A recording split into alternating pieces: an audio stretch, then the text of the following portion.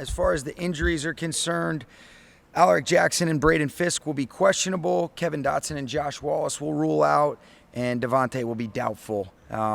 Only thing that's probably a little bit surprising to you guys, Josh, we thought his ankle was going to feel better than what it has. Nobody wants to play more than he does. Just didn't make quite the progress for the position he's in for us to think that would be responsible. Roger McCreary will be a guy that will end up being able to get him up and active, having Darren Kendrick, and so that'll offer an opportunity for those guys to be able to step up, do some things, and kind of that's where we're at going into the game. Do you expect Braden and Alaric to play?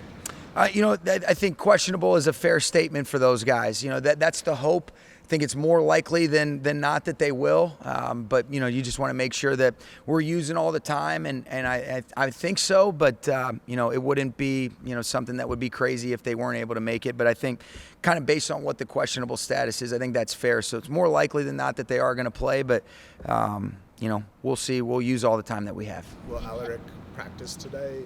So this is typically what we do. He's going to go through his normal stuff. He'll be limited in terms of his participation, which, on this day, because we don't really do too many reps, that's exclusive to maybe a couple things individual-wise. But the good thing is we do have time on our side, and so optimistic that he'll be ready to go, and if not, then guys will be ready to step up. Earlier in the season, you guys had some flexibility with your roster, keeping 2 kickers at one point. Yep. How do you feel now going into Week 17 with the guys you're expecting to get back from injury in the next couple of weeks, where you sit with the roster? Feel good about that. Especially considering if you compare it to last year, just how quick, you kind of exhaust all those options of bringing guys back. But that's something that we've monitored pretty closely, just given the circumstances of what last year entailed, Sarah.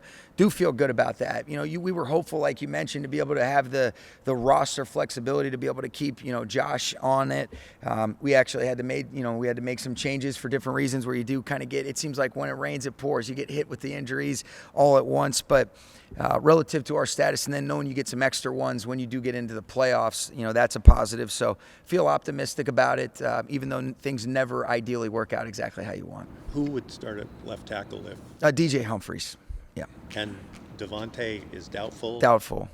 So, probably less likely than the guys that are questionable. But he's doing great. He's making really good progress.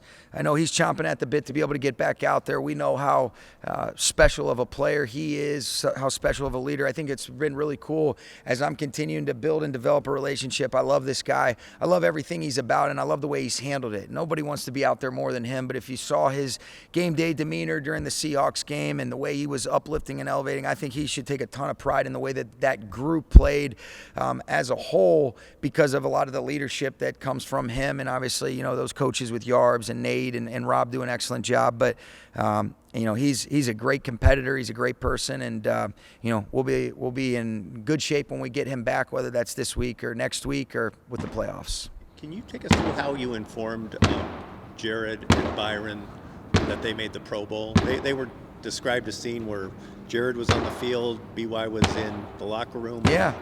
How did that go down, and what was their celebration like? It was about as authentic in terms of, one of the things that's, I think, my favorite part about this team, Gary, is we talk about the enjoyment for other success. I think when you see the way these guys celebrate each other's successes, that's a really special part of any good culture, whether it's in business or in sports. And the genuine excitement that they had to be able to share in something that meant a lot to them, but how happy they were for each other. They're able to share that experience. Those shared experiences are what life's about. It's why we're not meant to do this alone. And that's why I love football so much and what it represents for people that are usually pretty fulfilled in their lives. And it's always about, what are you doing for others, or how are you doing it where you're a part of something bigger than yourselves. But I don't remember much, but I remember the other day because it was pretty recently. And, you get the letter about, that they had both made it. Went and told BY he was in the weight room, Verse was on the field, and then they came and hugged like stepbrothers.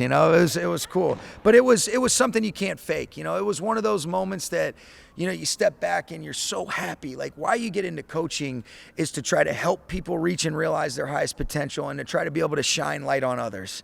And when you saw Joe Caniglio's reaction, and you saw Chris Shula's, and then you saw their reaction for one another because they were recognized, you step back and you say, these are the moments of why you do this, to be able to see other people sharing that excitement for one another, but also, the things that they're doing that is, for this football team. And it was a pretty cool deal. I'm glad you asked me about that.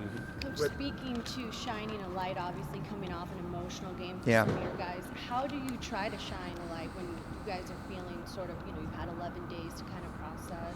Yeah, I think you acknowledge it. I think you address, the first thing is we're not victims. We're not going to make excuses. Let's acknowledge, what we did do, and let's also acknowledge the fact that there was a handful of plays in all three phases that if we make any one of those, we probably feel different in the result. But, it comes down to one play, but no different than what I talked to you guys about with Philly or the San Francisco game and even the Carolina game. All four of our losses, there was opportunities. We don't lose, we learn. And I just love the response of this group. I think that there is a lot of belief in those responses. We're shaping ourselves to be as complete and as full as we possibly can as we're continuing to try to improve throughout this regular season. And we got 2 weeks left in it. I love the way everybody has maximized every single day, but those scars can be your strength if you use them appropriately. And with this group, I got a funny feeling that that's exactly where we're headed. With the changes at special teams this week, have you spent more time with that unit during I have. I've been around it a little bit more. And I think the first thing, Adam, that I wanted to acknowledge is that, anytime you do something like that, unfortunately, Chase has to, feel the things that he's feeling. But, I have to be honest with myself as a leader and say, I let Chase down. I let our group down. And so I think there's got to be that acknowledgement of, if you're really, having extreme ownership, you have to be better. And with that being said, you also have to be able to make decisions that you think move, your group forward.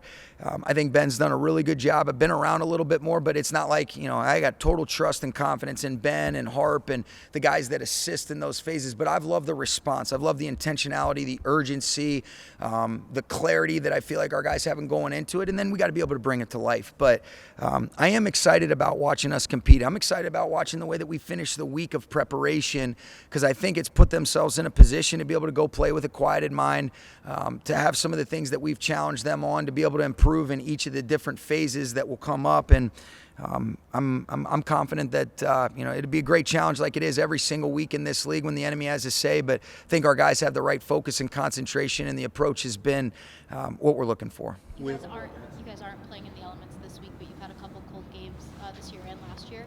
As a coach, you're not running around on the field. Is there anything you do to prepare for a very cold game? Yeah, throw on a damn scuba suit underneath, so yeah, shoot. Why do you think I looked like my chest was bigger last week? I had that thing on even for Seattle. So, Berg takes care of me. I got that trick from Matthew. Matthew used to do that in Green Bay when he first got here. I said, this thing is awful snug, but it is nice and warm. So I don't do much. My mom always gets on me about not wearing a hat because my little ears get so frozen in my hands. There was nothing like that Jets game last year. I know the elements looked optically worse than Philly. That Jets game was as frigid. I mean, that thing, my hands were shaking. I'm chattering my teeth, sending the play calls in, but not much other than, you just get through it and make sure you wear your layers. Jared said that he went shirtless before that Jets game last year, and he turned to BY on the sideline and said, I will never do that again. Yeah, I agree. That sounds dumb to me. Sean, when you go back to Atlanta, is it in any way different going back to a place where you grew up? No, because we're in and out. Now, you have some conversations with people. A lot of people have moved around, but some of my closest friends in the world, obviously, growing up in Marist, and I keep in touch with my coaches, and some of my best friends in the world still live there. And then there's a lot of people that I grew up that have moved elsewhere. But, my parents live there. My brother and his wife and their son, Remington, live there. And so there's a lot of special people, but just because of the nature of we go in the day before, you still have to handle your business, maybe a couple extra tickets, but my wife Veronica and Carter Crutchfield do a great job of shielding me from that, because my tolerance and patience for those things, as you guys would imagine, is none. All right? Sean, go ahead. With Matthew in the conversation for MVP, yeah, maybe the front runner, for you as the play caller, yeah, does that ever come into your thought process when you're making calls in a game like this towards the end of the season, where you're going to put him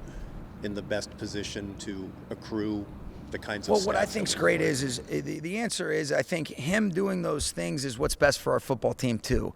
You know, if you're saying like, am I going to make a decision that I think would not be best for our team in that situation? You know, no, I would never do that. But the good thing is when you've got a guy that you have so much confidence in, we are a good football team and things have gone well because he's at the forefront of a lot of our success offensively and he's the centerpiece and everything starts with him. Everything that we do as coaches always starts with the quarterback position.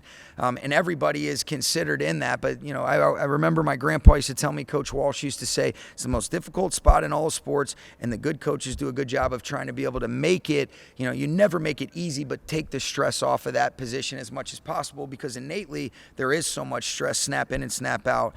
The good thing is he's in that conversation because he's played great. That hasn't affected any of the decision making, and when he's doing his thing, that's good for our football team. And you know, and all he's got to do is just continue to play like he's capable of. And usually those things have a way of working themselves out if they're supposed to. But I would never make a decision that wouldn't be in alignment with what's best for the football team. And those things go hand in hand 99% of the time, which is great.